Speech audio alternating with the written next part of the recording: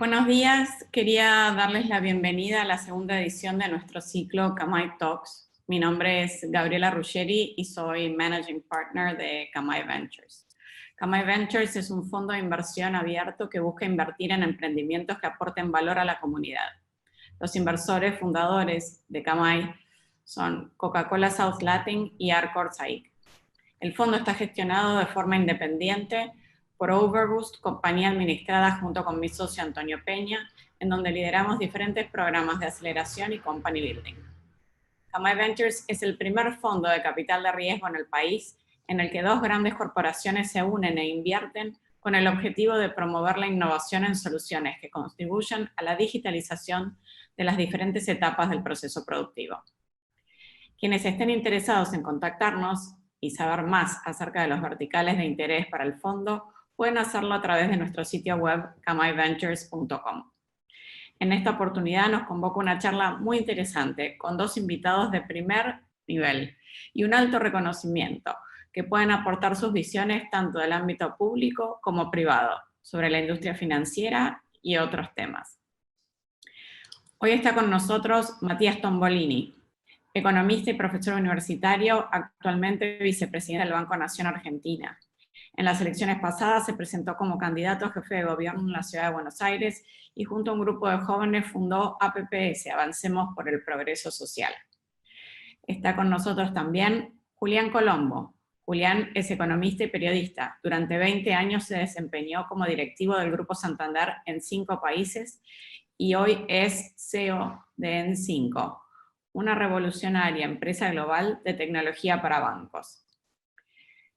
En una visión de la industria financiera post-pandemia, nos planteamos esta discusión y esta charla. Quería traer a colación un par de frases para abrir un poco la charla de alguien que a nuestros dos invitados le es muy significativo, como a mí, Winston Churchill, que dijo: el éxito no es final, el fracaso no es fatal, es el coraje para continuar lo que cuenta. Y creo que una que viene muy a colación con los tiempos de hoy en día, estos no son tiempos para lo fácil y el confort, son tiempos para desafiar y sobrellevar. Con eso en mente, vamos a iniciar una presentación para luego ir a una entrevista con nuestros panelistas. Por favor, todos los que deseen hacer preguntas a nuestros invitados, háganlo a través de la sección de Q&A o preguntas y respuestas que encuentran en la parte inferior de la aplicación de Zoom. Con esto le doy la palabra a Julián Colombo, quien va a presentar De crisis sin precedentes a Annus Mirabilis. Juli. Muchas gracias, Gabriela, y muchas gracias a toda la gente de Kamai que me ha invitado a este ciclo tan reconocido, a Matías Tombolini, que con su mera presencia prestigia la presentación, y bueno, y a las cientos de personas que nos acompañan de 10 países diferentes. Entiendo que todos se quedaron en casa exclusivamente para ver esta presentación. ¿Están viendo mi pantalla? Sí, perfecto. Julia, adelante. Muy bien. Bueno, me gustaría empezar la presentación con esta foto. Y esta es una foto que nos lleva a reflexionar sobre la postura de humildad que tenemos que tener en cualquier predicción. Nassim Taleb, un escritor extraordinario, cuenta que la primavera árabe realmente se inició cuando un vendedor ambulante de Túnez se inmoló, se prendió fuego porque la policía le quitó la mercadería porque bueno, no quiso hacer una contribución. Esta inmolación, estas imágenes se expandieron por todo el mundo árabe y fueron el combustible de revoluciones por todo el norte de África y por todo Oriente Medio, que terminaron con caída de líderes como Gaddafi en Libia o Mubarak en Egipto o guerra en Siria. Y muchas personas dicen, bueno, pero se veía venir, había muchos motivos para que esto se produjera, tensiones religiosas, falta de oportunidades para los jóvenes, gobiernos autocráticos, pero la verdad es que todas esas realidades, si bien existentes, también existían el día antes y no había iniciado la primavera árabe. Por lo tanto, tenemos que siempre pensar cuando hacemos predicciones en la falibilidad de las mismas, ¿no? ¿Y quién hubiera, imaginemos esta charla hace un año, ¿no? Y si hace un año alguien hubiera pensado que esto era posible, los humanos en jaulas y la fauna viniendo a visitarnos a las ciudades. Por lo tanto, todo lo que proyectemos aquí lo tenemos que tomar con con el mismo grano de sal y con la misma humildad. Pero el compromiso es hacer predicciones y la responsabilidad la tenemos, así que vamos a proceder a hacerlas y lo vamos a hacer con el auxilio de dos cosas. El análisis del pasado, la visión analítica de la historia y los modelos matemáticos del futuro, ese era nuestro compromiso. Y hablando de la historia, bueno, Mark Twain, mi autor favorito, porque es el autor que me enseñó a leer, decía que la historia no se repite, pero sí que rima consigo misma. Y cuando uno piensa en el análisis histórico, parecería haber una fórmula muy fácil, una fórmula fácil que consiste en ver tendencias y extrapolarlas a futuro. De una visión de ley de Moore, ¿no? La ley de Moore es esta que nos dice que un ordenador duplica su capacidad de procesamiento cada 2 años. Entonces, parecería simple proyectar la historia en esos términos. Yo tengo un computador que es el doble de rápido que hace 2 años, que a su vez era el doble de rápido que hace 4. Por lo tanto, en 2 años, una de las precisiones que tengo sobre el futuro es que voy a tener una computadora más rápida en el doble de intensidad de la que tengo.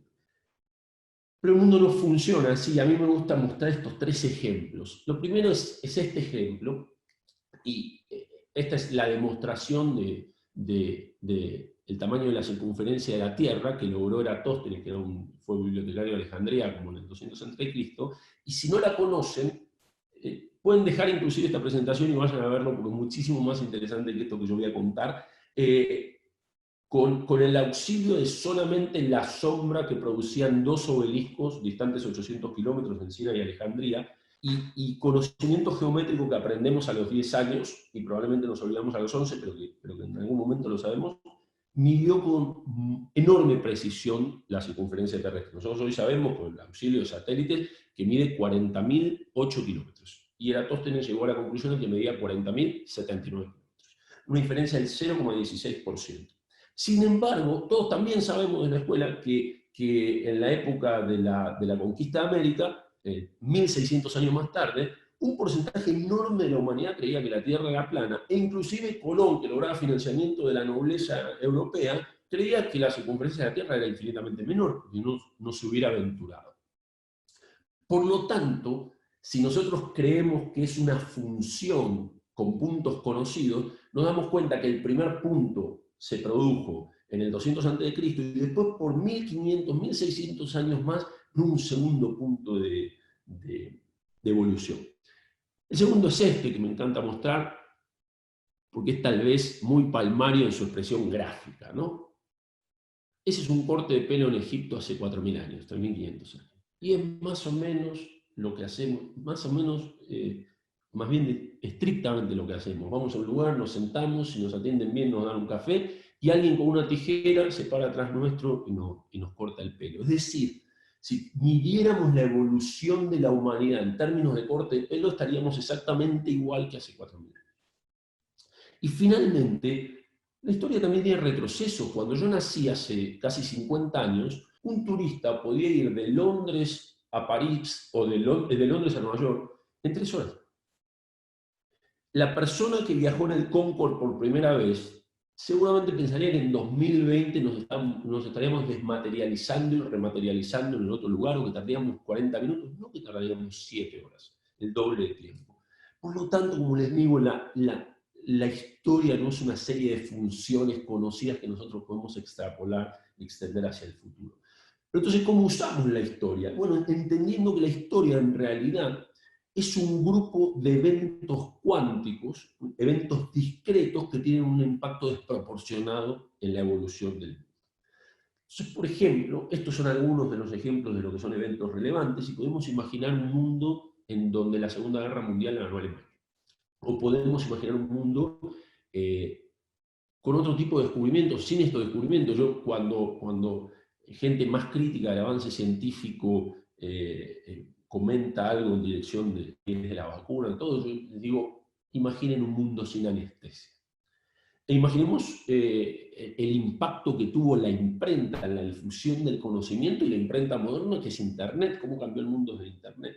E innovaciones, que son es el proceso de juntar descubrimientos e inventos, muchas veces de otros, y ponerlos en valor para la sociedad. Y por supuesto las revoluciones, los sismas y las pandemias. Nosotros hicimos un análisis de todas las pandemias registradas de la historia y todas tuvieron consecuencias sociales muy significativas. No voy a nombrar todas ellas, pero quería mostrar dos como ejemplo, ¿no? La primera pandemia de la que tenemos un registro fidedigno es la de fiebre tifoidea que se produjo en Atenas durante la guerra del Peloponeso.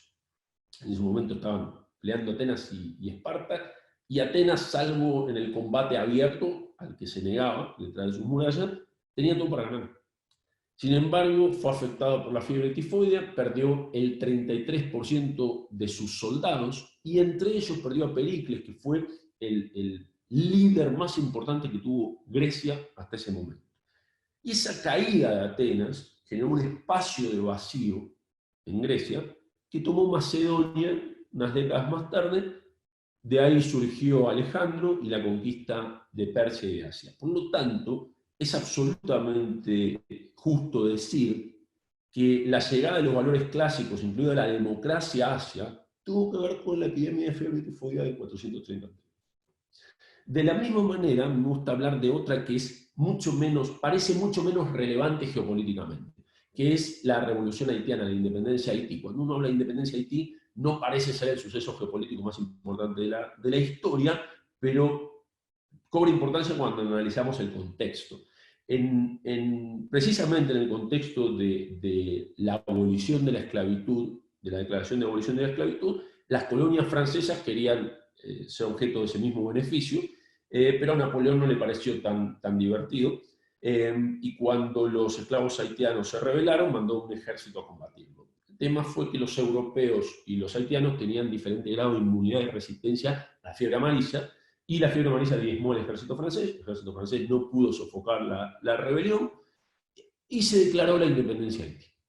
Pero el problema no es que se haya declarado la independencia de Haití, sino las consecuencias que tuvo para Francia. Francia, al ver perdida ese punto de control, decide abandonar sus pretensiones coloniales en América, y por lo tanto le vende Luisiana a Estados Unidos. Y Luisiana no era el espacio pequeñito que hoy conocemos en el sur de Estados Unidos, sino era virtualmente el 45% del tamaño actual de los Estados Unidos. Llegaba hasta Canadá y comprendía unos 10 estados grandes actuales.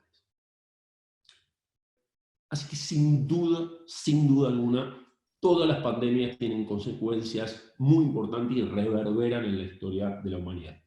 ¿Y cómo vemos nosotros el resultado de esta pandemia? Y lo vemos así. Y antes de que se queden ciegos intentando leer esto, déjenmelo explicar paso a paso en los conceptos que incluye. Lo primero que hicimos fue pensar que en el cambio siempre va a haber los agentes fundamentales del tejido social, que son los gobiernos e instituciones, las empresas y las personas. Y después lo que hicimos fue dibujar los dominios de esos agentes. Entonces los gobiernos hacen leyes, regulan y ejecutan la política, las empresas son grandes agentes del cambio económico. Las personas, por ejemplo, si miramos entre las personas y las empresas, vemos las personas demandan bienes y servicios y ofrecen su trabajo, y las empresas ofrecen bienes y servicios y demandan el trabajo a las personas. Y finalmente la cultura. Y a estos dominios, le sumamos 150 afirmaciones, van a haber 150 aquí, otras 150 cuando hablemos de la industria financiera, pero por supuesto la idea no es que la lean, ahora vamos a ver con más detalle las que son relevantes. Y estas son 150 afirmaciones que son de carácter más bien especulativo y que no tienen ninguna priorización inicial. Para eso vamos a tener el modelo matemático. Y el modelo matemático yo no los quiero aburrir con los detalles técnicos, pero sí darle una visión conceptual. lo primero que hace nuestro modelo es medir la relevancia de una consecuencia. Entonces, si ustedes, va a ser difícil verlo, pero como por ahí va a hablar que hay crisis, ¿no? Y entonces tenemos dos consecuencias cuando hablamos de relevancia. Por ejemplo, una consecuencia económica, que es que va a haber una crisis, y una consecuencia cultural, que es, por ejemplo, que los hombres argentinos no se van a dar más besos cuando se saludan. Son dos consecuencias que tal vez tienen una probabilidad de ocurrencia similar, pero su relevancia es totalmente diferente. A nadie le importa si los hombres argentinos se saludan con un beso, pero una crisis mundial es muy, muy relevante. El segundo de los conceptos que mira este modelo es lo que se llama un cono de Boros, ¿no? Que es la probabilidad. Cuando nosotros analizamos futuros, vemos como conos que tienen diferentes generatrices. Primero, el mundo amplio de lo posible, el mundo un poquito menor de lo plausible y el mundo mucho más estrecho de lo probable. Y el modelo lo que va a hacer es va a mirar diferentes grados de probabilidad de ocurrencia de una cosa mirando proyección. Pero más importante, mirando interrelaciones. Y es por esto que este gráfico después se pone aún más complicado, porque se van mostrando las interrelaciones. Por ejemplo, cuando hay pobreza, un aumento de la pobreza, hay menor consumo, hay una consecuencia de menor consumo, hay más conflicto, hay más inseguridad y hay un deterioro de la salud. Ese deterioro de la salud también se produce, por ejemplo, porque se hace menos ejercicio. Entonces, cuando miramos en ese mapa, nosotros tenemos algo como la pobreza, que genera múltiples consecuencias, y algunas de las afirmaciones tienen diferentes orígenes, y por lo tanto tendrán diferentes grados de probabilidad y relevancia.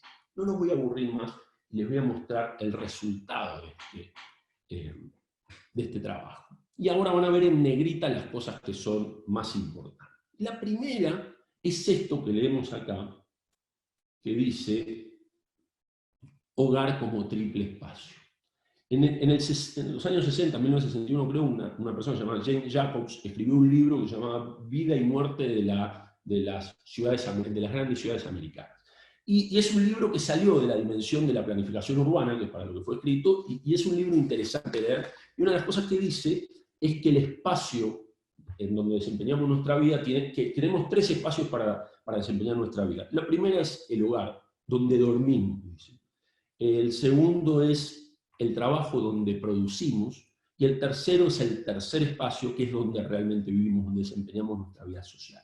Y ahí está la iglesia, el gimnasio, el centro comercial, el restaurante, la calle, todo el camino, todo lo que utilizamos. Y una de las consecuencias de esta pandemia es la unificación del hogar como triple espacio. Hoy hacemos todo desde nuestra casa, en un movimiento que llegó para quedarse, y decimos a algunos que no es que estamos trabajando de casa, sino que estamos durmiendo en la oficina, por la cantidad de tiempo que le dedicamos a las tareas profesionales. Y esto va a tener un montón de otras consecuencias. Cuando ustedes lean por aquí, van a haber muchas otras. Y por ejemplo, si el hogar es este triple espacio, probablemente yo necesito una casa diferente. Y una casa con un living más chiquito, sin tanto espacio social. No voy a recibir tanta gente. Pero necesito un home office. Necesito un home office doble para mí y mi pareja, para poder trabajar sin interrumpirnos, y con algo aislado para que los chicos también estudien, pero a una cierta cercanía para que no estén en forma. Las casas que se empiecen a construir en estos días, en el futuro, en el folleto les van a mostrar eso. De la misma forma, el edificio que se va a construir en el futuro, cuando piensen en los lugares comunes, no van a hablar del salón de usos múltiples o el lugar de fiesta, van a hablar del coworking de la terraza. Y es un coworking con internet de altísima velocidad, empresarial, con impresora, con todas las amenities que uno esperaría en una empresa. Y por supuesto desde casa, trabajando desde casa y esparciéndonos en casa, y no vamos a necesitar, no va a haber tanto tránsito, y los horarios se van a ir extendiendo. Y cuando a nosotros nos empieza a faltar metros en la casa, a las empresas le empieza a sobrar. Y acá yo quiero dar una aclaración. Cuando yo cuento algunas de estas ideas o compartimos algunas de estas ideas con el equipo, la gente dice, bueno, ¿va a pasar todo esto? Imaginemos que mañana alguien descubre la cura del coronavirus, que es comerse una mandarina. Entonces nos comemos una mandarina y listo, nos curamos del coronavirus y nos olvidamos de esto. ¿No deberían revertirse estos movimientos? Y nuestra posición es que no. Y no porque muchas de las cosas que nosotros vamos a observar acá no son resultado de una pandemia, sino un resultado del experimento social real time que se está produciendo originado en esa pandemia. Entonces, cuando una compañía se da cuenta que puede producir lo mismo que producía antes, con la gente trabajando en su casa, dice, ¿por qué estoy alquilando el edificio más caro de la ciudad de San Francisco? Y una vez que se dio cuenta de eso, no hay vuelta atrás aunque la pandemia se termine.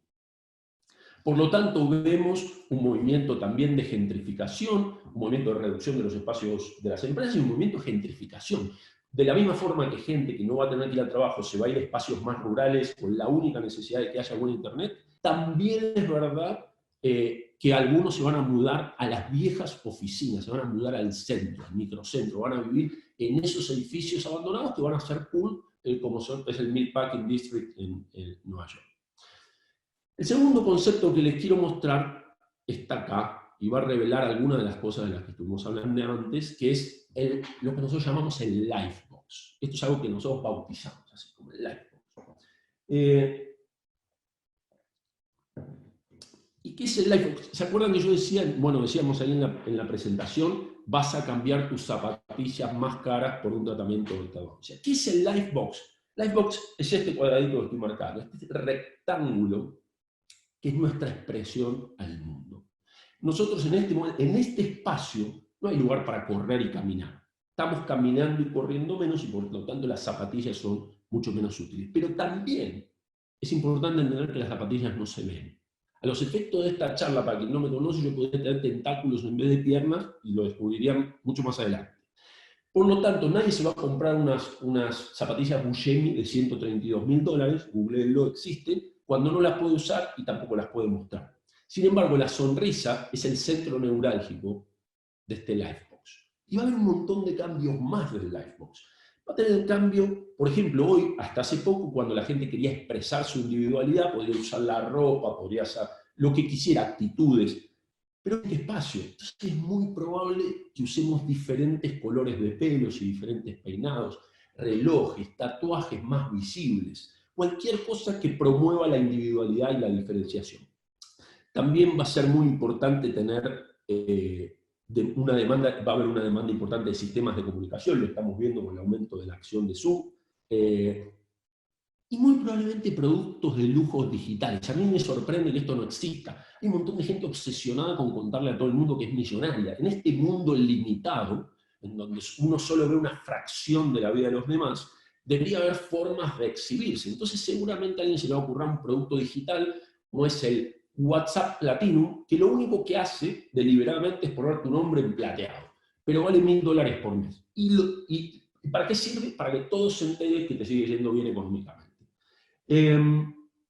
Y luego hay cuestiones culturales, no voy a entrar en todo, son muchísimas cosas, pero cuestiones culturales, ¿qué esperamos de lo cultural? Más Netflix, más videojuegos, no es mucho secreto, esto lo podemos haber escrito hoy o hace un mes y era evidente, más literatura distópica o apocalíptica, nihilista, más, en términos artísticos, más impresionismo, más naturaleza, probablemente series de médicos, series donde los médicos son los héroes de este momento. Y cuando salgamos, el autocine. Yo creo que vuelve el autocine. Con respecto al papel del Estado, hoy tenemos, no solo somos 3 economistas los panelistas, sino que seguramente hay 2 mejores que yo, y uno aparte es un político, por lo tanto la parte de política y economía voy a pasar muy por encima, pues seguramente muchas de las preguntas van a estar orientadas ahí. Pero hay cuestiones que vemos. Y una de las cuestiones que vemos, por ejemplo, es la redefinición del servicio público. Internet es un servicio público como agua. Es esencial. Hoy la mitad de los chicos latinoamericanos no tienen Internet. Es decir, mientras esto piramida las diferencias sociales, mientras un grupo de personas y sus hijos están estudiando en centros urbanos con acceso a Internet, están estudiando, un montón de gente de menos recursos o en comunidades rurales no lo está haciendo. Por lo tanto, el Estado va a tener que ir a garantizar eso como hoy garantiza el agua potable. Es probable que los Estados tengan un papel muy importante en la expansión cuantitativa, que desde mi punto de vista no hay muchas otras formas de solución de la crisis. La expansión cuantitativa es emitir plata. Los países van a emitir plata en forma ridícula. Pero es el camino que hay en este momento. Es probable que haya instauraciones de salarios universales, países que ya están probando esto, impuesto al robot, enorme inflación en el futuro, enorme inflación en el futuro. Y este es un tema que pensábamos el otro día y que tal vez es uno de los más importantes. Si ustedes piensan quiénes controlaron mejor esta crisis pandémica, lo hicieron los estados que fueron más autoritarios y que más violaron la privacidad de datos de sus ciudadanos. Y aparte, salvo en un país que fue el que lo originó, para todos los países esta fue una epidemia que vino desde el extranjero. Entonces, ¿qué es lo que nosotros creemos? Nosotros creemos que se viene un mundo de más autoritarismo, más nacionalismo, menos privacidad del dato, más restricciones al capital extranjero y sustitución de importaciones. Y acá hay una colisión entre dos movimientos, que es, el primero es que millones de personas van a estar dispuestas a brindar sus servicios y millones de empresas a contratarlos desde sus casas. Pero por otro lado, los gobiernos siendo más proteccionistas. Y esto es lo que vemos un mundo en donde los productos son cada vez más con una cadena de producción local y los servicios son cada vez más internacionales. Por eso yo decía, o escribíamos ahí, en tu próxima entrevista de trabajo te van a preguntar la hora. Porque en el futuro lo que importa no es dónde vivís, sino a qué hora vas a poder prestar el servicio si tu uso horario me conviene. No voy a hablar de los dos más importantes, los dos temas más importantes, estoy mirando ya la hora y el nerviosismo de Gabriela, así que voy a acelerar un poco con esto. Pero los dos temas tal vez más importantes que esperamos tienen que ver con crisis y tienen que ver con desempleo en el mundo de la política y la economía. Yo no voy a hablar de la crisis, solo decir que cualquier persona o cualquier sector que siente que a él no le toca, tiene, además de lo cuestionable desde el punto de vista moral, una ceguera importante. Nosotros somos una compañía digital que hace transformación digital y en este momento nos va muy bien. Y tenemos gente en muchos países y trabajamos remoto. Este mismo trabajo lo hicimos 5 países al mismo tiempo, obviamente nadie viajó a ningún lado, entonces parecería ser un ecosistema muy bueno para nosotros. Pero sería de una ceguera total, porque para yo estar seguro de que me va a ir bien, tengo que estar seguro que le va a ir bien al cliente del cliente de mi cliente. Porque cualquiera de esos que caiga afecta a toda la cadena. Y con respecto a desempleo, voy a mostrar el único gráfico que no hicimos nosotros, pero que me permito mostrar por la elocuencia que tiene, y es el gráfico de desempleo de Estados Unidos de los últimos 70 años. Estos son los pedidos de seguro de desempleo. Van a ver pronto que sube en la crisis del 2010. Miren acá cómo sube en el 2010, sube, y ahí baja, y esto es ahora.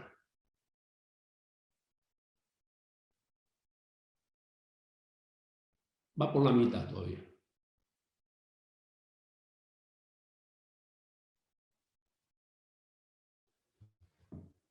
Bien. Creo que sobran las palabras. Lamentablemente no fue el gato del diseñador que se quedó trabado en una letra. Ya.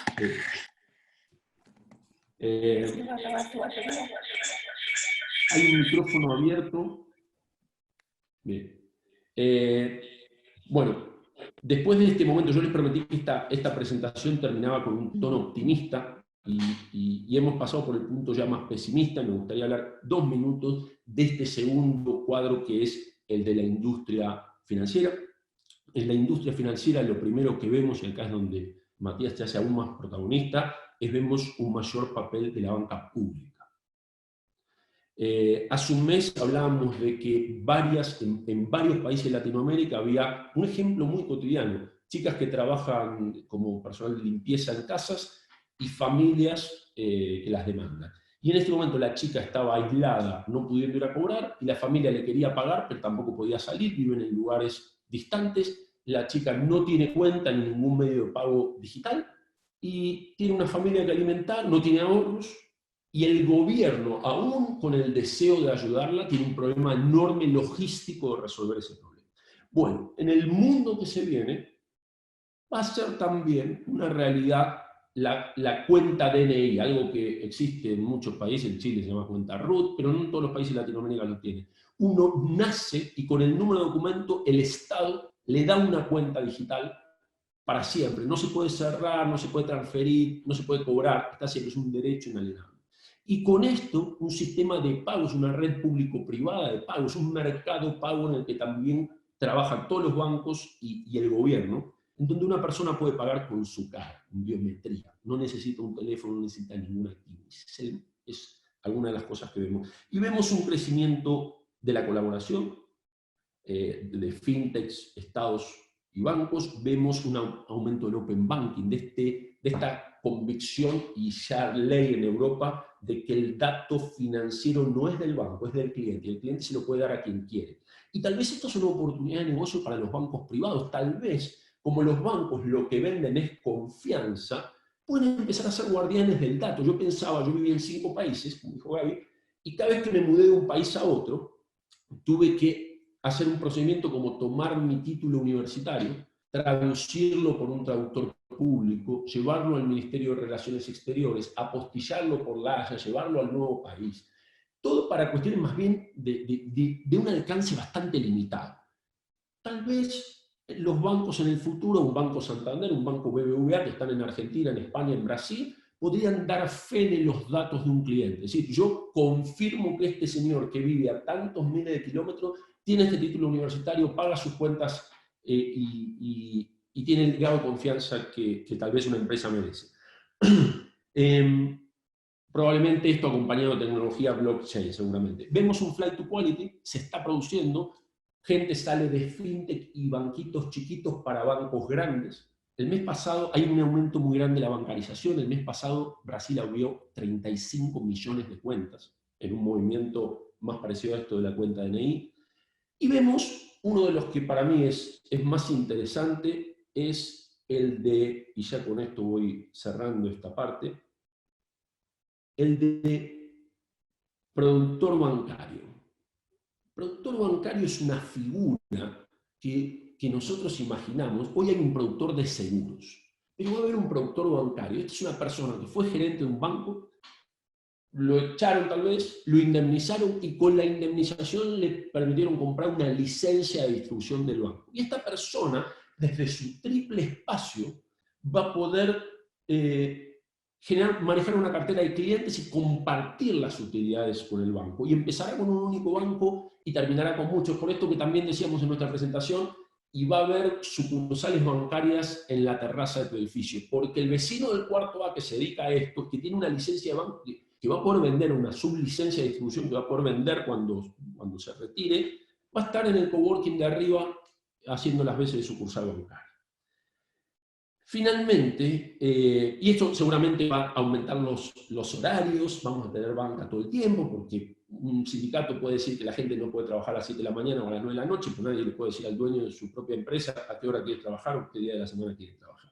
Finalmente, vamos a hablar del tema más importante, y aquí es donde cierro, con lo que es la digitalización. Y hablar de digitalización suena rancio. Yo estuve mirando mis papeles y la primera vez que estuve en un proyecto que se llamaba Digitalización o Transformación Digital fue en 2007. Pero ahora se va a dar en serio, y se va a dar en serio por 2 motivos, y uno de los cuales nunca pasó. Lo primero que sí les quiero decir es que va a haber una cierta involución. En este momento, los modelos estadísticos, que son la base de la decisión automática y por lo tanto de la digitalización, todos están perdiendo calidad. En este momento, un modelo estadístico, por ejemplo, de riesgo, que me dice quién va a pagar y quién no va a pagar, mira con excesiva dureza quién no pagó el mes pasado. Y en este momento, un montón de gente está pagando sus deudas, hasta porque el mismo banco le dice que no lo pague o el Estado le dice que no lo pague.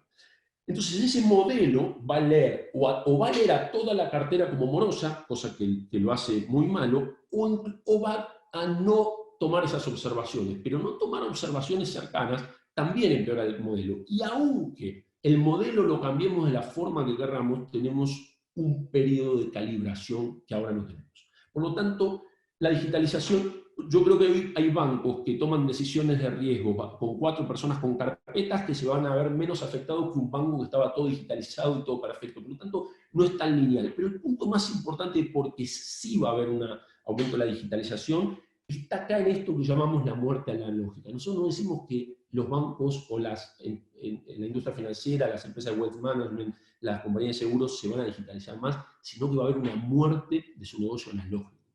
Y tiene que ver con esto. Durante muchísimo tiempo, los directores de tecnología de un banco tenían que arbitrar entre cosas cool y cosas necesarias.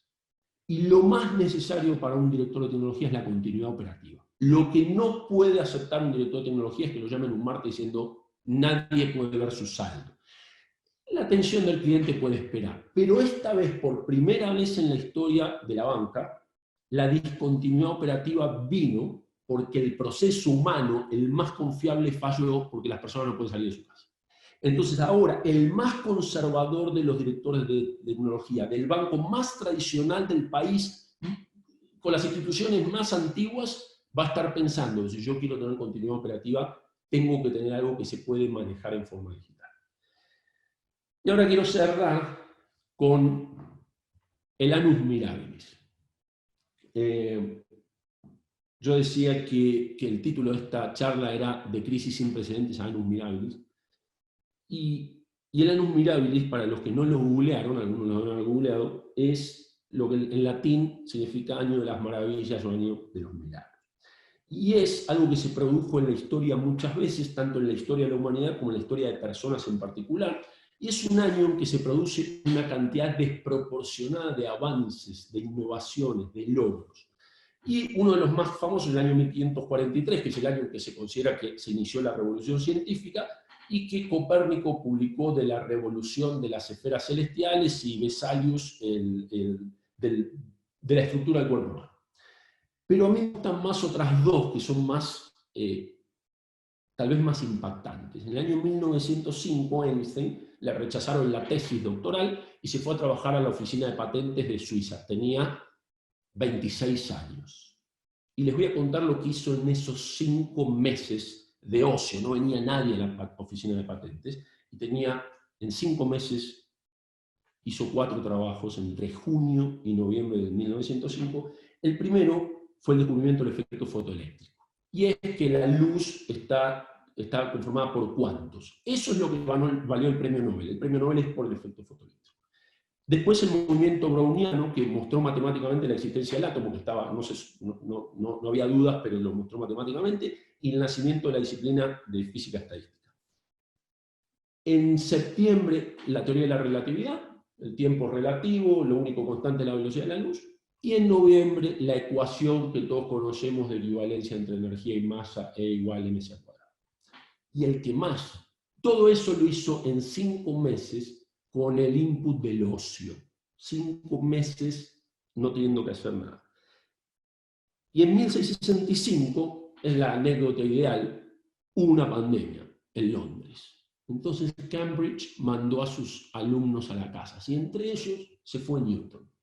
Y Newton, con todo su ocio, en un año descubrió el cálculo, o inventó el cálculo, derivadas, integrales, las leyes básicas de la óptica, esto de que el rayo de luz blanca en realidad es la conjunción de varios rayos de luz con el prisma, y la manzana en la cabeza, apócrifa, ¿no? La teoría de la ley de la gravitación universal.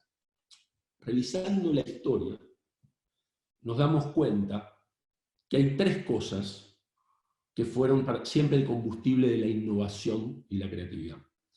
La primera es la necesidad, como sabían las abuelitas. La segunda es la disponibilidad de información y la tercera es el ocio. No va a ser este año ni va a ser el año que viene porque no va a faltar funding. Pero en 2 años, este mundo va a haber tenido la máxima expresión de cada uno de esos inputs. Vamos a tener un mundo absolutamente diferente, pletórico de nuevas cosas. Mi invitación al equipo mío que está aquí y a nuestros clientes y a todos los que nos acompañan es pensar como un Amuno, que somos un poquito menos las víctimas de nuestros pasados y somos muchísimo más los dueños de nuestro futuro. Los invito a cambiar el mundo. Gracias. Muchas gracias, Julián. La verdad, muy Perdón, interesante Gabriela, la vista. necesitaba esto porque es horrible terminar una cosa de estas en este silencio. Es algo un poco distinto. Ya vi algunos que, bueno, traen a los hijos a hacer el aplauso concertado para poder hacerlo también un poco más simpático. Quiero, bueno, agradecerte mucho por la presentación y hacerle una breve reintroducción a Matías. Hola Matías, ¿cómo estás? Estás muteado, si querés desmutearte. Hola Ahí Matías, estamos. ahí estamos, ¿cómo estás? Creo que la presentación fue bastante interesante, tocando diferentes aspectos de la vida que van a ser o están siendo afectados por la pandemia que estamos viviendo. Creo que vimos una serie de aspectos muy interesantes respecto a cómo esto nos va a cambiar en el futuro y cómo va a afectar a las diferentes tipos de empresas, áreas de la sociedad, en los distintos aspectos de nuestra vida. Un poco abriendo la entrevista y después le voy a dar el paso a Julián, quería que brevemente nos cuentes tu percepción de lo que estás viendo vos hoy, quizás desde una realidad más argentina en cuanto a esta crisis, y cuáles son los principales desafíos que estás enfrentando desde tu rol. Primero, déjame que salude a quienes estamos compartiendo, a cada una y a cada uno de los que estamos compartiendo hoy este encuentro. Hola Julián, ¿cómo estás? De vuelta, un gusto. A ver, a mí me parece que esta crisis es una crisis que no tiene precedentes en nuestro ciclo vital. Probablemente no vivamos algo así y seguramente no vivimos nunca antes una cosa como la que estamos transitando. Una crisis que tiene es una crisis en términos económicos provocada por algo que no es económico. Y esto es muy particular, porque es una crisis que el set de políticas económicas que nos permitan enfrentar la crisis económica depende de información con la que todavía no contamos. Yo imagino, hablaban ustedes de Churchill, de la Segunda Guerra Mundial, imagínate que te pones a reconstruir Londres y no sabes si no te van a seguir cayendo las bombas mientras vas reconstruyendo la ciudad. Así está hoy el mundo. En la salida y en el set de herramientas de política económica que se llevan adelante, no está claro si no vamos a tener una segunda ola como tuvo la gripe española, no está claro cuál va a ser la dinámica de desescalada, de cuán estable va a ser esa desescalada, porque no está la vacuna, porque no está la cura, y entonces no tenemos claro qué tan efectiva, o sea, no tenemos claro si van a ser efectivas o no las medidas de política económica, porque no sabemos si no nos tenemos que volver a encerrar. En el hemisferio sur esto es además todavía más complicado, porque venimos de ver la crisis transitada en países desarrollados, a donde ya pasaron el pico de la curva, y que son o sajones o asiáticos, salvo sobre todo Italia y España.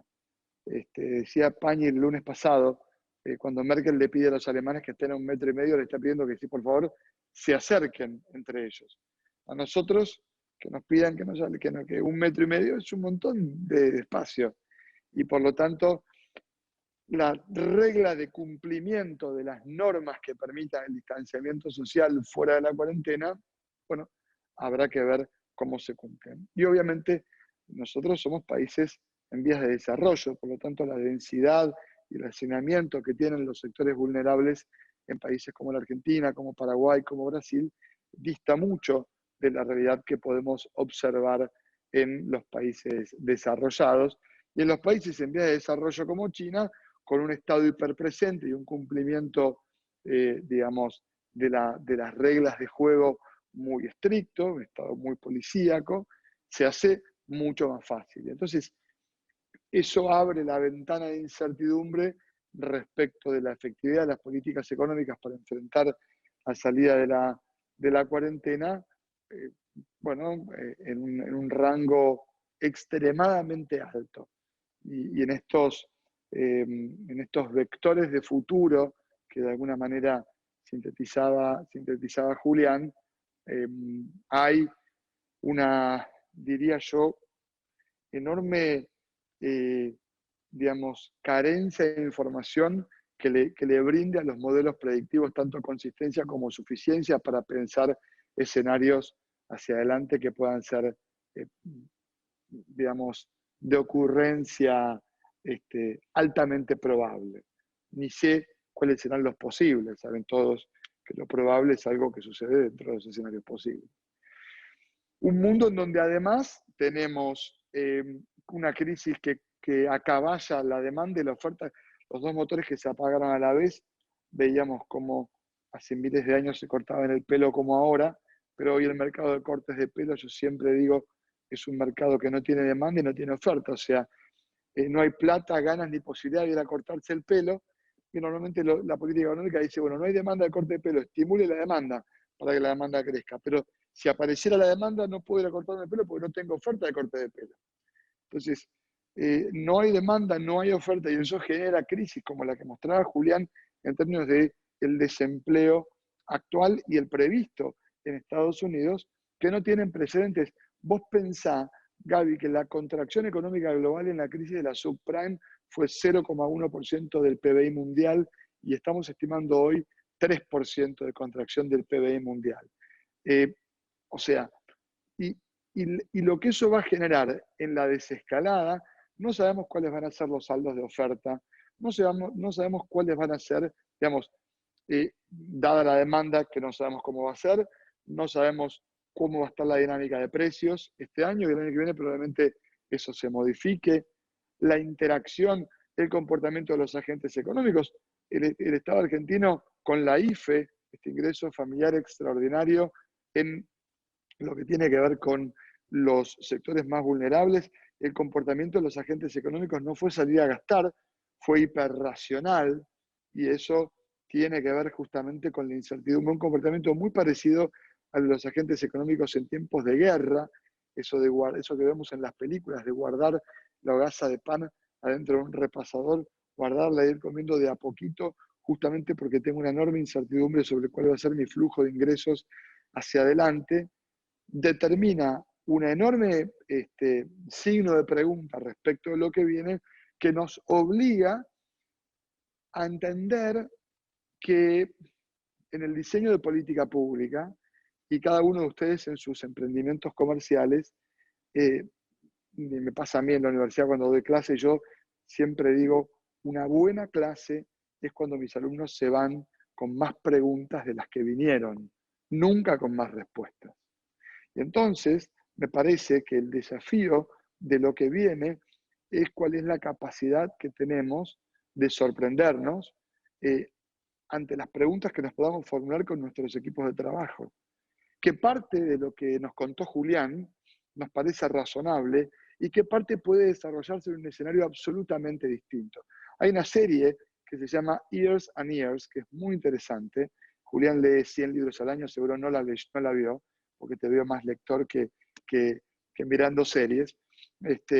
Pero mírenla, es muy interesante. Pero uno de los comentarios que hacen en la serie es, creímos que con el paso del tiempo, empieza más o menos así, la humanidad se iba a volver cada vez más inteligente y solo nos estábamos volviendo más estúpidos con el paso del tiempo.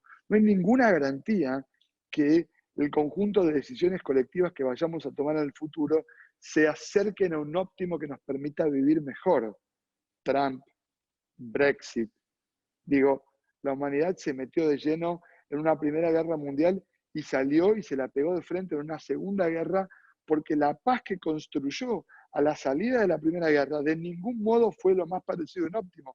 Era obvio que si cerrabas los mercados y acogotabas a Alemania, estabas generando las condiciones para tener una segunda guerra mundial. Con lo cual, bueno, si estamos frente a un annus mirabilis en 2 años, ojalá, yo lo pongo en el terreno de la pregunta. Y esto, bueno, tiene que ver con que hay un montón de comportamientos que no sabemos, Eh, y en eso déjenme, volviendo a Taleb y volviendo a industrias que no conocemos, yo ayer hablaba con un fabricante de baterías de litio para bicicletas. Estoy trabajando, el presidente del Banco Nación, quienes no están en la Argentina, se llama Eduardo Hecker, tiene un sesgo por la innovación importante, fue ministro de Desarrollo, fue presidente de la ciudad, fue presidente del Banco Ciudad. Entonces empezamos a pensar qué es lo que viene. Ok, ¿qué créditos vamos a pedir? ¿Qué apoyamos? Todo. El Banco Nación tiene que explicarle a la sociedad que primero es el guardián de los depósitos y que entonces para prestar primero tenemos que cuidar a los depositantes y hay una regla de negocio y el rol del Banco Central. Ok, pero ¿qué viene? Bicicletas. No queremos estar con otro dentro del subte. Entonces me dice, llámalo a Guillermo, y hablé con Guillermo, que es un especialista en baterías de litio. Ok.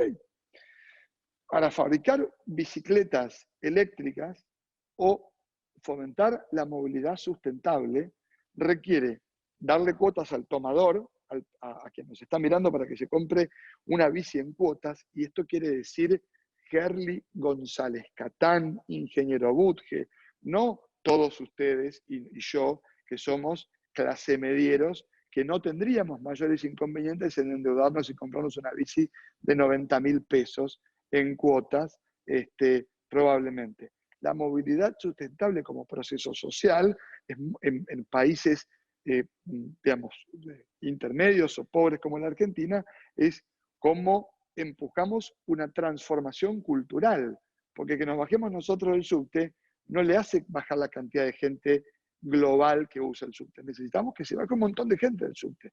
Y eso requiere soluciones como, por ejemplo, ¿dónde vas a estacionar la bicicleta? ¿Dónde guardas la bicicleta? Bueno, todo eso genera oportunidades de negocio fantásticas, formidables, genera interacciones que tienen que ver con el uso de la energía, más tracción a sangre, más baterías de litio, menos energía fósil. Hablábamos con Julián respecto de lo que viene en el mundo y decíamos, la cantidad de energía fósil por unidad de energía alimentaria, o sea, cuánto gasoil o cuánto petróleo necesito por tonelada de soja, seguramente no va a cambiar la cantidad, pero lo que cambia es la ecuación económica porque el petróleo está cayendo y probablemente sostenidamente caiga si se cae, por ejemplo, parte de la industria del turismo. Una de las cosas que viene, o que a mí se me ocurre que viene, industria del turismo de congresos, ferias, exposiciones. Tuve también un Zoom con la Cámara Argentina de cámaras que uno ni sabe que existían, de industria, de gente que hace ferias y exposiciones. Y probablemente encontremos tecnología 360 que te permita estar como si fuera en un cine, que resuelva el intercambio de información de las exposiciones, como estamos viendo. Pero ¿qué nos falta? ¿Qué le falta a este evento, Gaby? ¿Qué me falta a mí como expositor de este evento? Me falta el networking de después. ¿Con quién me tomo un café? ¿A quién miro? ¿A quién seduzco con mis ideas? ¿Quién se me va a acercar? ¿Con quién hago la selfie?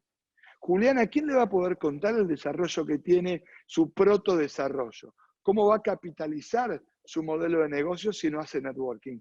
Hay que pensar una solución. Bueno, todo eso son desafíos absolutamente imposibles de pensar de cara a lo que viene, pero sí me parece que hay que pensar escenarios y en cada escenario un conjunto de hipótesis agresiva, conservadora y defensiva que deriven un conjunto de acciones que nos permitan enfrentar lo que viene con una característica, que seguramente Julián está de acuerdo conmigo, que es la característica de la antifragilidad, que es esta idea de poder aprender de las experiencias, pero no creer que el promedio va a ser en el futuro parecido al pasado. Es decir, no podemos mirar lo que viene con la cabeza de lo que pasó. Fue largo, pero bueno, acá el político soy yo, así que me sabrán disculpar. Perfecto, no, muchas gracias, Matías. Quería dejarte, Juli, ahora a vos, a preguntarle un poco a Matías, creo que entre los dos la conversación puede ser muy interesante, digamos, en contraposición desde sus lugares hoy, y cómo ven el futuro de la industria financiera. Así que, Juli, te dejo Mira, un poco tal para... vez esto, nosotros entendemos que la banca pública va a tener un papel importante. Y en principio es súper alentador escucharte decir, no habíamos tenido esa conversación previamente, no habíamos tenido otra, que están hablando con fabricantes de batería de litio, que están teniendo un pensamiento que uno no esperaría habitualmente de banca pública. O sea, una visión, sin ser peyorativo, una visión realmente moderna y bien dirigida. ¿Cuán creíble es y qué cosas puede hacer Matías? Matías, hoy estás en las oficinas, se te ve el Banco Nación detrás. Estoy absorbido por muy lindo, tiene oficinas muy lindas, es como una cancha de pádel revestida en madera, mi oficina, muy linda. En madera. Es muy linda y tradicional, pero bueno, ese es el desafío. Bueno, cuán razonable, más que creíble, es que desde esas oficinas, con la lógica que tiene, como bien sabes, la importancia de algunos componentes políticos, cuán probable es que el Banco Nación, por ejemplo, como banco público, pueda dar este paso adelante en un proceso de muerte analógica, de digitalización activa, de generación de un papel fundamental en el mercado financiero argentino, como estamos viendo en este momento. En esencia eso, yo particularmente la idea no solo de asumir su papel muy importante en los próximos años, que gran parte de la solución tendrá que pasar por la banca pública, sino poder hacerlo en forma adaptada a los desafíos de la digitalización. Ahí conviven varias cosas. Primero, entender que el criterio de éxito de la banca pública en general y del Banco Nación en particular no es el mismo que el criterio de éxito de la banca privada. La banca privada tiene un criterio de éxito que es el lucro. A mí me ordena el lucro y el rol de desarrollo productivo y el rol social que tiene la banca pública. El Banco Nación no solamente tiene servicios financieros tradicionales, sino que además paga 1.920.000 jubilaciones, 3 millones de planes sociales, entregó 500.000 tarjetas alimentarias. Tiene una capilaridad en donde el modelo de negocio para abrir una sucursal de un banco como el Banco Nación no es el mismo que el de la banca privada. Yo voy a una sucursal en el interior del país, yo soy de la provincia de Santa Fe, y viene el himno, la escarapela del Banco Nación, porque fue el que estuvo ahí en el desarrollo de la historia. Con lo cual, también es cierto que acá conviven culturas, y la transformación digital es una transformación en donde siempre la banca corre de atrás. La banca en general, pero la banca pública, te diría, en particular. Porque tiene que atender también una cultura organizacional muy estable, patricia, en donde el gerente de banco es el señor gerente de banco de Ascochinga, de Malargüe, de Merlo, en donde la dinámica de servicio también convive con una dinámica de servicio, digamos, privado, con una dinámica de servicio social. Ahora, está claro que hay necesidad y hay disponibilidad de información. El banco tiene que decidir si quiere hacer un catching up, si quiere pegar un salto discreto o quiere hacer todo un recorrido en este proceso necesario de muerte analógica. Está metido en un proceso así. Vos hablabas de ocio, disponibilidad de información y necesidad. Tachale el ocio, pero las primeras dos están básicamente porque, por ejemplo, el turnero del banco web se desarrolló en la crisis. Nosotros tenemos gran parte del proceso de los únicos créditos de capital de trabajo que existen hoy en el mercado a partir de un desarrollo que hizo el Departamento de Sistemas en la crisis.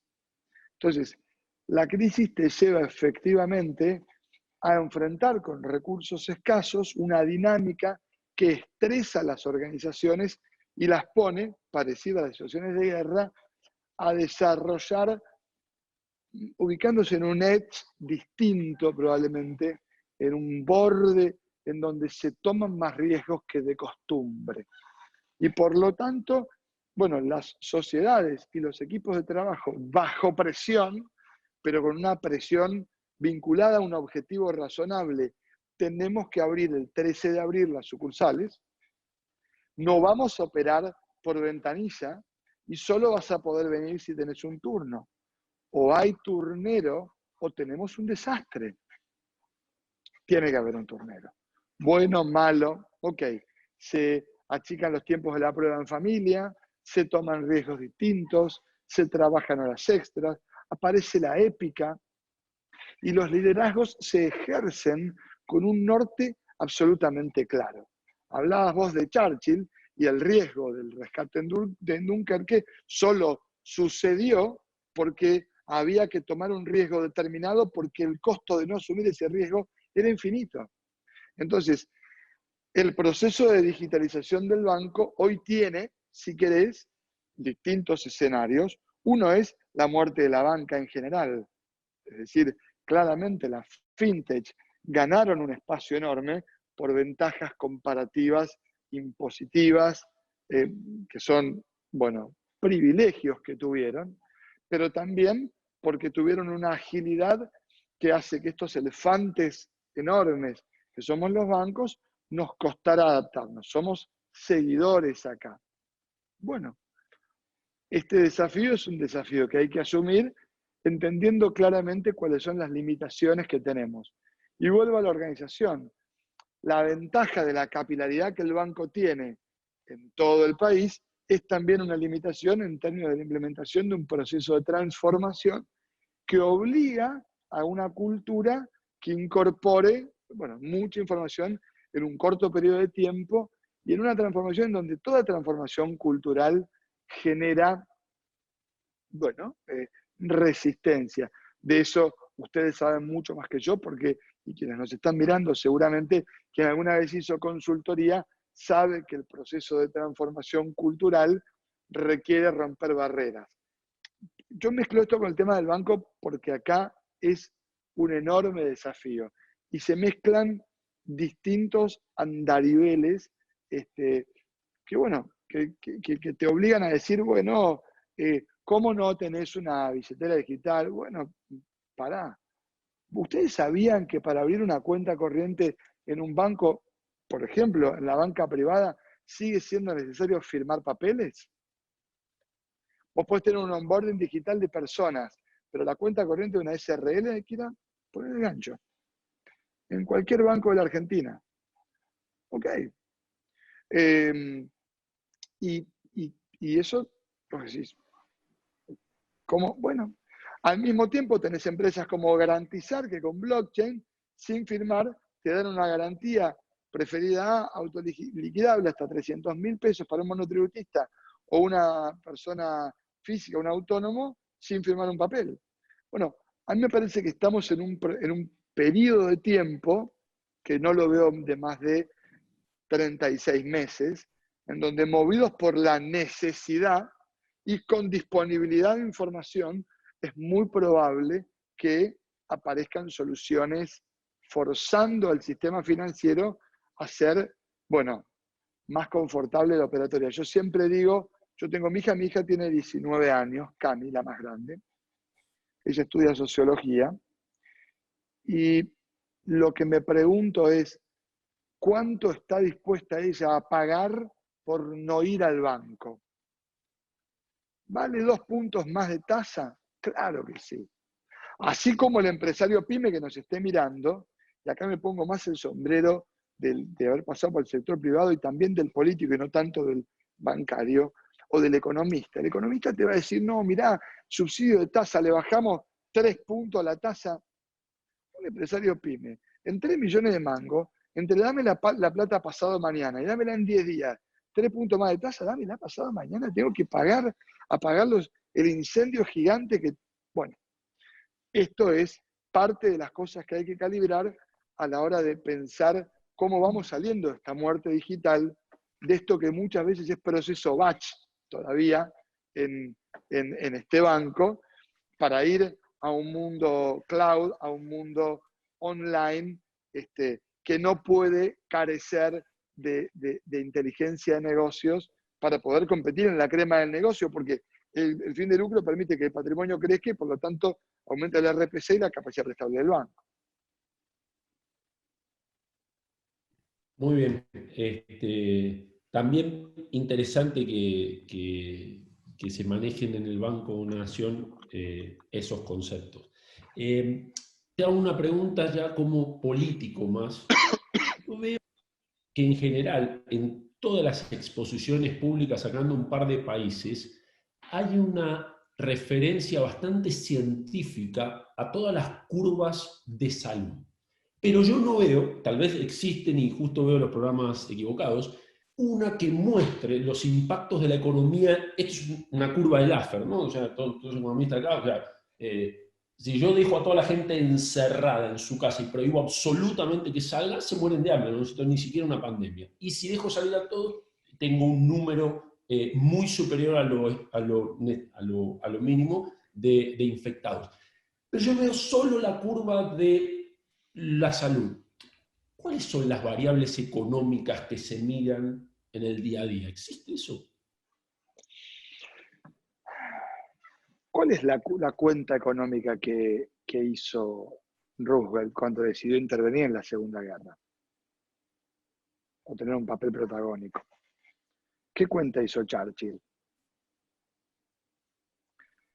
Quien gobierna tiene en general que tomar una decisión.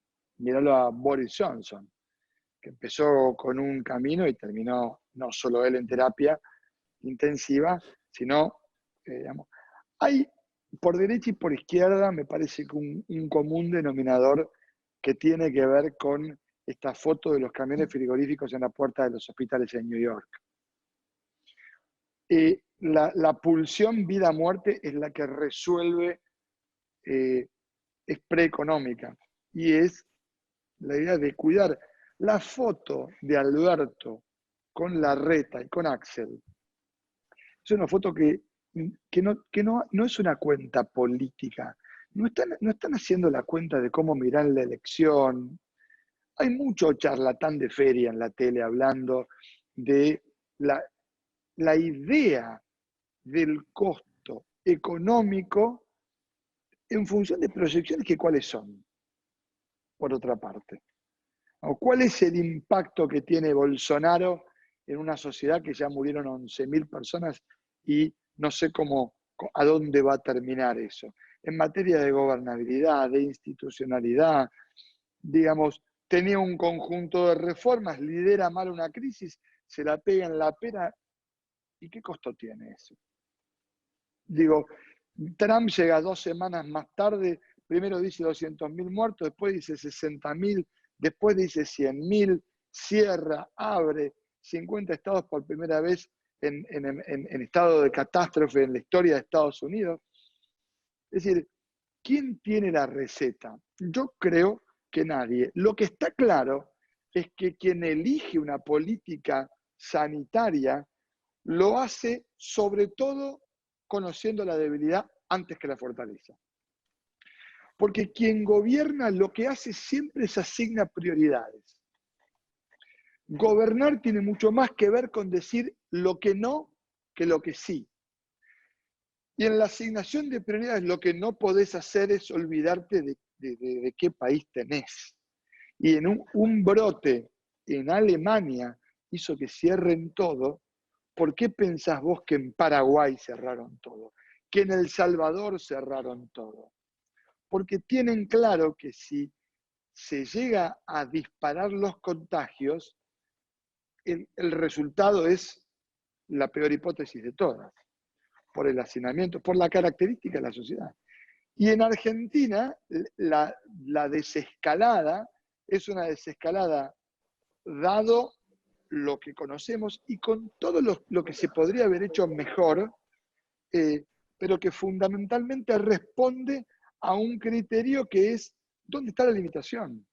¿Qué pasa si los contagios crecen? rápidamente cuál es la capacidad de mi sistema de atender eso. Seguro que se podía haber hecho mejor, está claro. Pero en este proceso de aprendizaje, la pregunta es ¿qué priorizo? ¿Una contracción económica o 11.000 muertos como Bolsonaro? Bueno, yo me quedo con una contracción económica en un país que además tenía una discusión económica antes de que el tsunami llegue. Pues tenías un PBI de deuda, 35 puntos de pobreza, 55% de desempleo, cero demanda de dinero, es decir, 2 dígitos de desempleo. El conjunto de herramientas de política económica que la Argentina tenía antes era limitado. Y por lo tanto, a mí me parece que la decisión es correcta. Y además te doy otro dato. El que cree, y yo tengo discusiones con amigos que no están en la política, que el policy maker a la hora de decidir una cuarentena es tan estúpido como para creer que la ventaja del favor popular hoy, que es el hecho de que las encuestas te dé bien, va a durar toda la vida, no entiende que la gente que hace política no es tonta. El que toma la decisión sabe que hoy tiene pulgar para arriba y la recesión de mañana es pulgar para abajo. Todos sabemos que Churchill perdió la elección posterior a ganar la guerra. Con lo cual, por eso la prevención va en el sentido de proteger la vida humana. Matías, Perfecto, Matías, voy a cortar un segundo porque se nos está yendo el tiempo y quiero hacer una pregunta un poco para los dos, volviéndonos a la industria financiera, que es bastante de nuestro público hoy y del emprendedurismo. Creo que hicimos una buena síntesis recién de la situación actual y de por qué se toman las medidas que se toman. Creo que lo que estamos tratando ahora es de darle una visión a las personas que están hoy escuchándonos en relación a cómo vemos lo que viene para adelante. Y con respecto a eso, uno de los participantes pregunta, en respecto al futuro de la banca y a la cantidad y tamaño de players, si seguimos viendo, y la pregunta va para los dos, una proliferación de fintechs más pequeñas y ágiles, o vemos que los bancos van a terminar adaptándose y absorbiendo a las fintechs y van a conseguir ser más resilientes en este mercado. No sé quién la quiere tomar. Primero usted. Gracias. Yo soy de la opinión de que una vez me preguntaron por qué los bancos innovaban más lentos que las fintech. Y mi respuesta es de naturaleza epistemológica, es empezar por una teoría de la respuesta. La gente tiende a pensar que porque, y me ha tocado en un auditorio muy grande sentir esa sensación de la gente cree que en la fintech trabaja gente cool y en los bancos trabaja gente aburrida y gris. Y es epistemológicamente equivocado porque cabría esperar que los bancos, teniendo un montón de recursos, contraten a quien quieran, tipos con tatuajes en todo el cuerpo y todo, y con todo lo cool que eso implica. Entonces las respuestas fáciles en general son equivocadas, esa es mi experiencia. Y hay unas 6 o 7 explicaciones de por qué la banca innova un poco más lento que la fintech, y el primero de todo es por quiénes son los dueños. A mí me llama poderosamente la atención cómo alguien no ve eso, que sí Matías lo dijo perfecto. Los dueños de la fintech son gente que apuesta a cosas cool y pierde plata todos los años. Uber pierde $5 millones por día y es re cool Uber. Y no sé, hay bancos que valen la mitad hoy, que ganan $5 millones por día desde que existen hasta hoy, y nadie los menciona. ¿Y cuál es el diferencial? El diferencial es que los bancos son de los jubilados norteamericanos y europeos y tienen un pedido de sus dueños, los gestores, de a mí no me bajes 1% la rentabilidad, esto es lo que necesito. Yo he estado en un comité de dirección de banco y de fintech, no se parecen nada, pero no se parecen nada. En una fintech viene alguien y dice, tengo una idea nueva. Vamos a hacer esto y le vamos a regalar a la gente y la experiencia, y el foco es como ser más protagonista del escenario de cambio. Cómo estar más en el centro de la mente del cliente. Yo estuve en banco y te decía, antes de seguir, ¿cuánto nos cuesta esto y cuánto nos va a dar qué año? Y la diferencia no tiene que ver con el tipo que está sentado en la mesa, sino con su dueño. El jubilado americano te dice, querido Bank of America, si yo me voy a poner sofisticado, no necesito invertir en vos. Voy y compro yo las acciones de WeWork. O sea, vos sé estable. Y hay otras 6 explicaciones más. No voy a hacerlas ahora porque no nos da el tiempo. Mi opinión es que va a haber un flight to quality, que muchas de las fintech van a desaparecer, pero van a modificar irrevocablemente el panorama bancario, los bancos van a seguir existiendo, y la gran duda que nosotros tenemos es, el flight to quality es me salgo de una fintech para ir a un banco reconocido, pero la punta de la pirámide no es el banco reconocido. Tal vez en un año, o en 2, o en 5, la gente sienta que es más seguro invertir en Google pesos o en Facebook dólares que en el Banco of America. Entonces, no sabemos dónde termina, pero yo creo que va a haber menos empresas, no va a haber tanta proliferación y vamos a ir para el tope de la pirámide en cuanto a calidad. Matías. Yo comparto, a mí me parece que falta en la pregunta, y gracias a quien formuló la pregunta, una consideración, que es cómo vemos la demanda, qué pasa del lado de la demanda, y qué nos va a pedir el cliente en el futuro.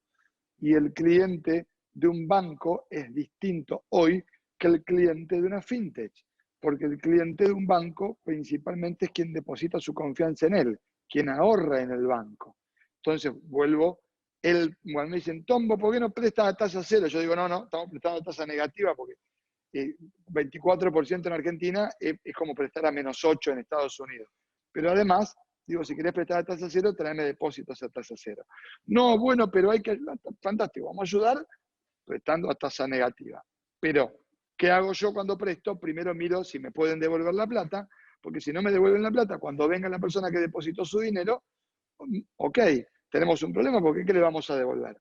Entonces, a mí me parece mucho más fácil el camino de mejorar la experiencia del usuario de los bancos tomando cosas de la fintech que el hecho de que la fintech tomen cosas que los bancos hacen, salvo la experiencia de Mercado Pago que integra un conjunto de soluciones determinadas.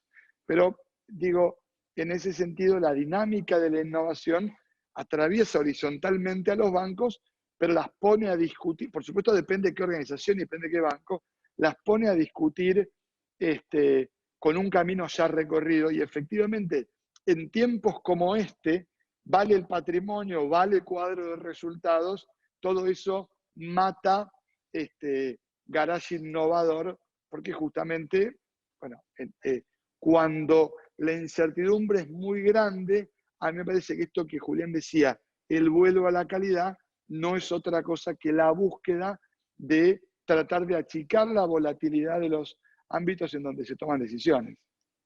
Por ejemplo, de ahorro. Perfecto. Tenemos algunas otras preguntas. Esta para Julián, de Víctor Carcamo. Dice, los seres humanos somos criaturas de hábitos. ¿Qué tanto crees que 2 o 3 meses de encierro harán cambiar esos hábitos? ¿No crees que el reto de las empresas, más que cambiar en sí, es tomar acciones para hacerlos regresar a esos hábitos? Bien, primero, qué bueno sea Víctor Cárcamo, es director de un banco peruano y un gran amigo que nos conocimos en Argentina y luego trabajamos juntos en México. Yo siempre como pienso en el cambio, pienso también en lo contrario, que son los movimientos inerciales, ¿no? El teclado, yo estoy mirando acá un teclado. El teclado, si todos pensamos, tiene la peor disposición posible para escribir rápido.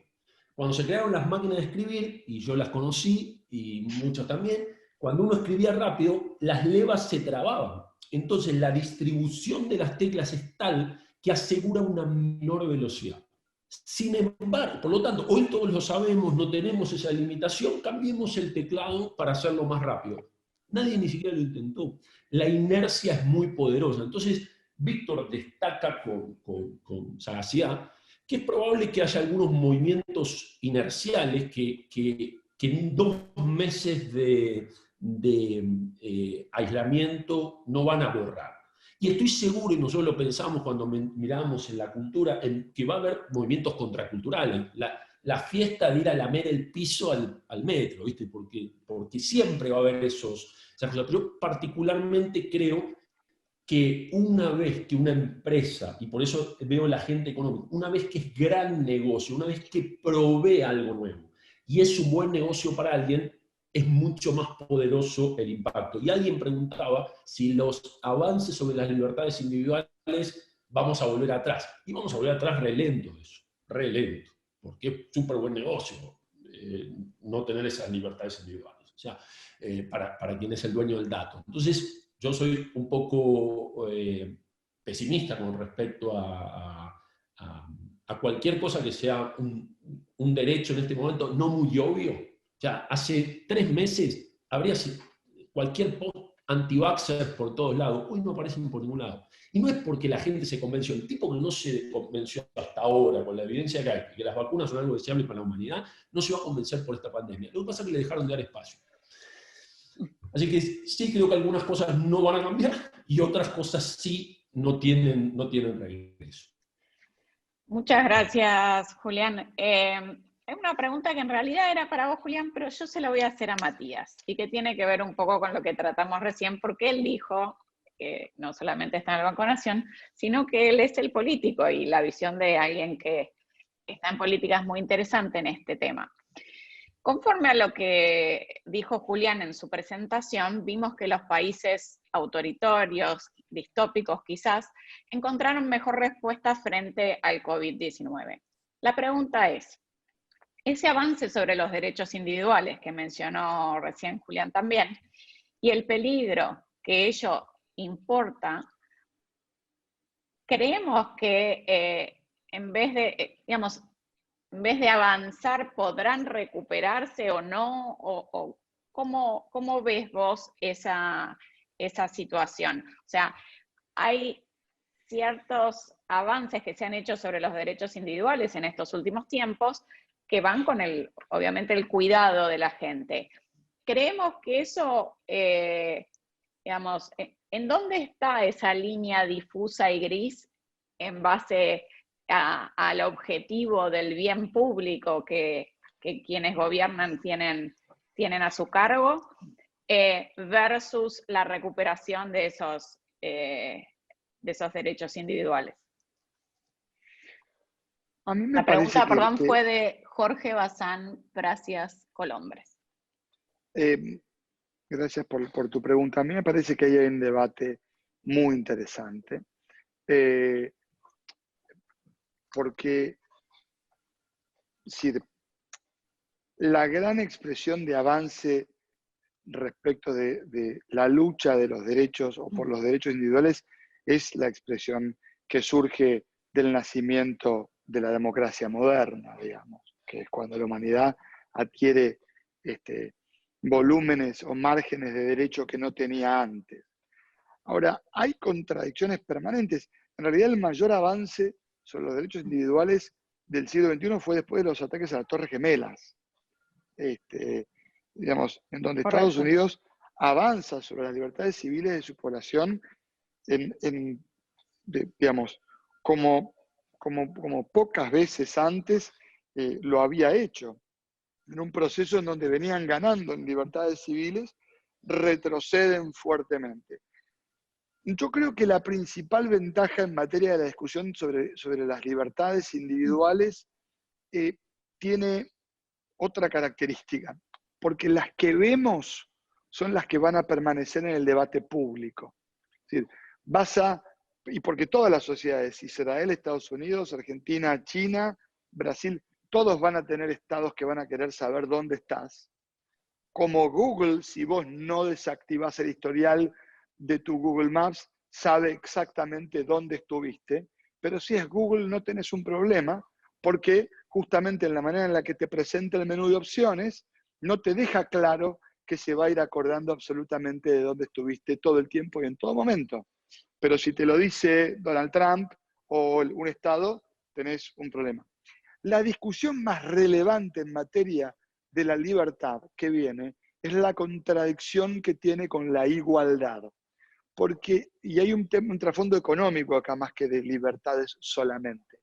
En la medida en que desde el 2008 para acá los estados crecieron en la toma de deuda para cubrir los balances y la toxicidad de los balances de los bancos, y hoy crecen en su nivel de endeudamiento con los paquetes fiscales para sostener la actividad económica, atrás o esto lo licuás con inflación o lo licuás con reestructuración de activos, de pasivos, o finalmente cobras más impuestos. Y los impuestos son una herramienta que pone la igualdad arriba de la mesa, y cuanto más impuestos te cobran, alguien podría decir menos libertad tenés de qué hacer con tu dinero. Me parece que la discusión sobre la libertad es una discusión que tiene distintos costados para ser observada. Yo que estoy más del lado de la igualdad, por ahí por mi manera de ver, manera filosófica, creo que hay una discusión que es de carácter general.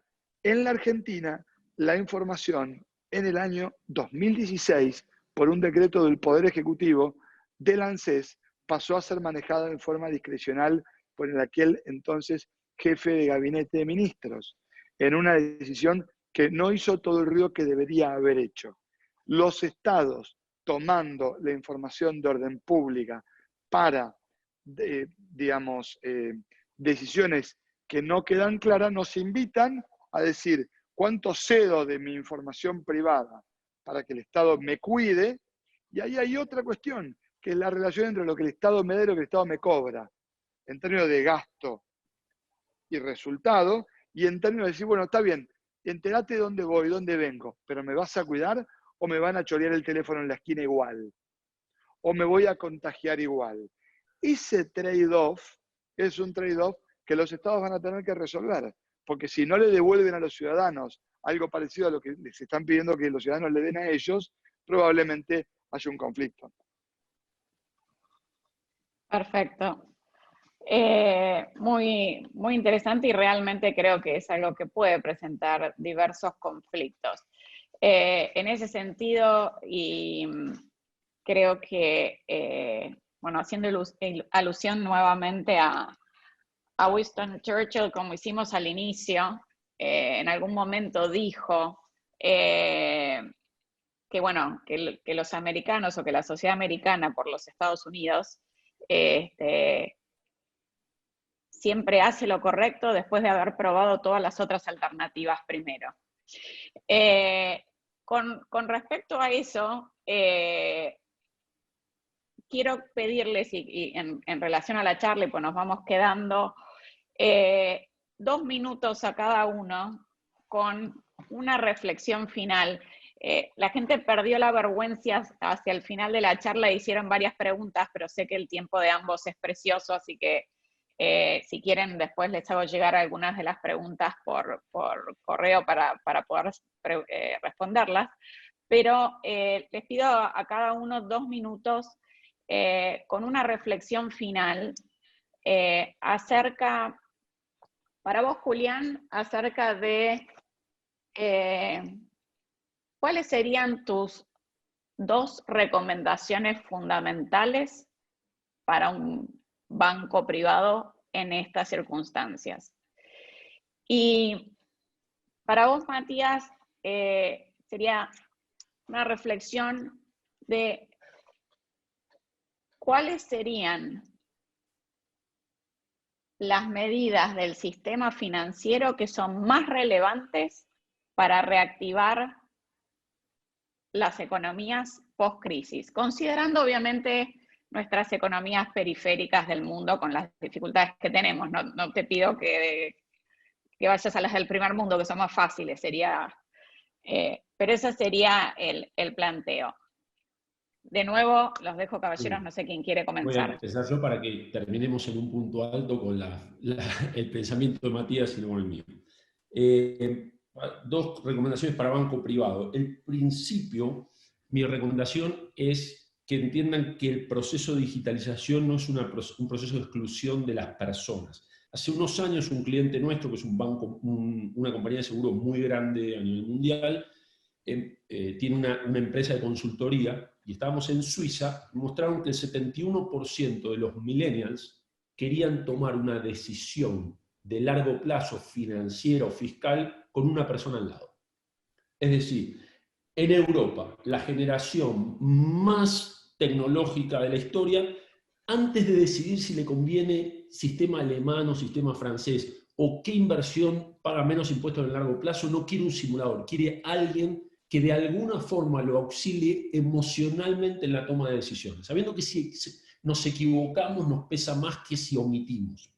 Por lo tanto, las personas van a seguir siendo relevantes. La gente quiere transaccionar en forma digital, pero quiere poder recurrir a un humano cuando siente la necesidad. Los financieros, los que trabajamos en banco, creemos que lo financiero es fácil, y por eso todo se resuelve digital. Entonces, digital cuando el cliente quiere, no cuando a mí me conviene. Y el segundo es, una vez le preguntaron a Elon Musk, un tipo muy inteligente, qué recomendación de educación le daba a la gente, dado que el mundo para el que preparamos a los hijos es diferente que el que estamos. Y el tipo dijo algo en el que yo creo al 100%. Creo que fue la primera vez que me paré y aplaudí solo a un YouTube. Él dijo, bueno, que estudien la Ilíada de la Odisea, que estudien verdades fundamentales, que estudien principios de la física, porque esas cosas van a seguir. De hecho, hay una teoría de Lindy, ¿no?, que cuanto más tiempo tiene algo, salvo un organismo vivo, más tiempo va a durar. Entonces, si la Ilíada de la Odisea se lee hace 3000 años, es probable que siga. Y las verdades fundamentales de la banca no son los productos financieros. La banca es también confianza, lo que decía Matías, es donde deposito mi confianza. Entonces puedo vender confianza de otra forma. Yo pensaba cosas recién de destilado. Yo tengo 1000 sucursales. Tal vez puedo usar esas sucursales para recibir paquetes para la gente que no tiene lugar para recibir en casa. Un lugar que no tiene conserje, y bueno, y me recibe en la sucursal bancaria, y la confianza que me pasa que un banco, imagínate, que cuida mi dinero como no va a cuidar mi tostadora, o que protege mi dato, y es el dueño de mi dato, el administrador es él, y cuando yo le pido que cambie en todos los servicios públicos, mi dirección, mi mail y mi teléfono, él se ocupa. Yo no tengo que llamar a Cablevisión para cablear el cable. Me mudé, le pido a mi banco que lo haga, y él cuida el dato y me pregunta siempre a quién sí, a quién no, con un clic. Esa es la segunda invitación. La primera, la importancia del humano en el proceso de digitalización, y segundo, el destilado de las verdades absolutas de lo que debe ser un banco, que no es exclusivamente la venta de productos financieros. Muchas gracias, Julián. Matías, escuchamos tus recomendaciones. Ahí yo creo que en términos del rol del sistema financiero en la Argentina para lo que viene, es primero tratar obviamente de sostener, por lo menos el Banco Nación, de sostener la actividad económica con todos los tentáculos que el banco tiene. Es decir, nosotros tenemos que pagarle a 1 millón de personas que no tienen tarjeta de crédito 10.000 pesos con punto efectivo, que es, Julián mencionaba en un momento, cómo le mandás dinero a alguien. Hoy es una operación posible, pero tenés que, al momento de hacerlo, entender claramente la demanda. Para el sistema financiero, entender la demanda es entender que en esta oficina o en los lugares lindos en los que ustedes están, no se entiende claramente la demanda de un señor de Lanús que va y que ingresa en un cajero, en un ATM, que hay pocos en la Argentina por habitante comparado, por ejemplo, con Brasil, y que sin tarjeta de débito tiene que ingresar a una operación que es DNI y una clave alfanumérica que le mandaron por un mensaje de texto. Esa persona se siente angustiada, va a retirar 10.000 pesos y le da mucho miedo de equivocarse, y es una operación de complejidad mediana. La interacción con la tecnología, y por eso las fintech son más ágiles, y eso es el gran tema, en términos de la experiencia del usuario por la seguridad bancaria que ofrece el sistema financiero, es todavía áspera, es todavía difícil. Y esto es lo que hay que intentar resolver desde el punto de vista del rol social, por lo menos que tiene el Banco Nación. Parece un dato menor, pero generar una operación de pago de ese tipo de subsidios a escala de millones es un desafío, se sostiene 2, 3 meses, es un desafío gigante. O decir, crédito a tasa cero para un monotributista.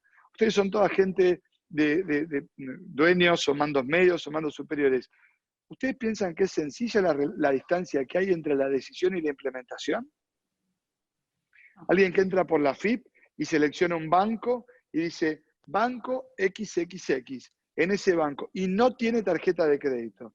Tengo que construir un perfil del cliente, emitir una tarjeta, mandársela a la casa, este tipo nunca le vi la cara, viene validado, le presto plata, le acredito la plata, ¿cuándo cobrársela? Porque te van a financiar la tasa, pero no el capital. ¿Ok? Todo eso plantea un conjunto de dificultades que obviamente las áreas de sistemas tienen que resolver en los bancos, pero fundamentalmente la filosofía en términos de la vinculación con la tecnología que tiene el sistema financiero es fundamental. Entonces, para adelante claramente bancos que incorporen una mirada más tecnológica, bancos que atiendan y entiendan claramente qué te pide la demanda, y en la Argentina la demanda no siempre es la que vemos en la discusión de la clase media. No siempre es la pareja de Galicia la demanda. En la Argentina la demanda es que el señor que tiene un almacén en San Francisco Solano pueda pagarle al proveedor de crudo, de fiambrín y de queso el cheque que dio y que le da mucha angustia al señor Mariano no poder cubrir ese cheque. Esos son los problemas reales de nuestro país, que se parece más a Paraguay que a Bélgica, aunque nos cueste creerlo. Entonces, el banco tiene que estar ahí sin sacarle el culo a la jeringa, como decimos en el interior. Entonces, ese rol es un rol muy importante, al mismo tiempo que tiene que cuidar el depósito de los depositantes. En la definición del sujeto de crédito que hace el Banco Central, cómo vamos relajando sin alejarnos de las normas de Basilea, etcétera, etcétera, para tener un sistema financiero estable. En los países en vías de desarrollo tenés que sostener a la pyme que tiene 3 empleados, que no los quiere echar mentira, porque me invirtió 5 años en un empleado, ahora que el empleado entiende de qué tiene que trabajar, no lo querés echar. No es Estados Unidos, tomátela, por eso sube mucho. Es un mercado flexible. También tenés problemas en el mercado laboral, seguro que sí. Pero es mentira que el empresario pyme quiere rajar gente. Y la banca se mete, por eso acá te prestamos plata para pagar los sueldos. Bueno, ahora, el rol exacto lo vamos a saber cuando sepamos cuál es el margen de incertidumbre en el que nos movemos. Y no está claro porque no está la cura, porque no está la vacuna. Y déjame que te agregue un punto más. Yo los invito, los provoco. Hay 3 palabras que yo anotaba y me quedaron dando vuelta de esta charla, que tienen que ver con cómo cada uno piensa su propio futuro. Para mí, cómo lo pensamos de manera colectiva es muy importante. Para mí, la relación entre el resultado y el esfuerzo individual no existe si no se mira como parte de una cosa de orden colectivo. Pero eso tiene que ver con mi propia manera de pensar políticamente. Pero hay 3 cosas que son independientes de la mirada política. Los sesgos que tenemos, las expectativas que formulamos y la capacidad de distinguir los hechos. Hechos, hechos y hechos. Es una sociedad, vivimos un presente en donde nos cuesta mucho diferenciar la realidad de la realidad percibida. Y las buenas decisiones de negocio se van a tomar en función de entender e identificar lo que pasa, no lo que nos cuentan que pasa. Y cada vez estamos más intermediados entre lo que pasa y lo que nos cuentan que pasa. Los sesgos justamente son la manera que tenemos de interpretar la realidad y de decir, este es un político, este es un mecánico, yo creo que este es de Boca, se va a compartir.